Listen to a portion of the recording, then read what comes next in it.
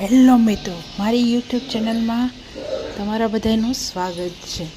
તો આજે અમે ઘરે પણ તુલસી વિવાહ ઉજવેલા. અમે ઘરે રંગોળી દોરી તુલસીમાં અને શ્રી કૃષ્ણ ભગવાનનું મોર પંખ દોર્યું.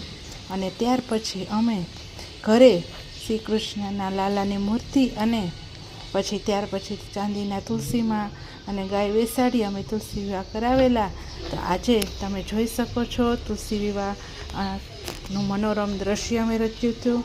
ત્યાર પછી અમે સાંજે મીઠાઈ ધરશું અને તુલસી વિવાહની ઉજવણી કરશું. તો તમે પણ ઘરે આવી જ રીતે તુલસી વિવાહ ઉજવો અને દેવ દિવાળીની મોજ મનાવો.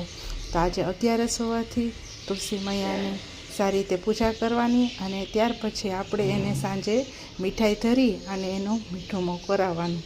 તો લાઈક કરો મિત્રો, સબસ્ક્રાઈબ કરો, પ્લીઝ પ્લીઝ પ્લીઝ. હેલો મિત્રો, મારી યુટ્યુબ ચેનલમાં તમારા બધાનું સ્વાગત છે. તો આજે અમે ઘરે પણ તુલસી વિવાહ ઉજવેલા.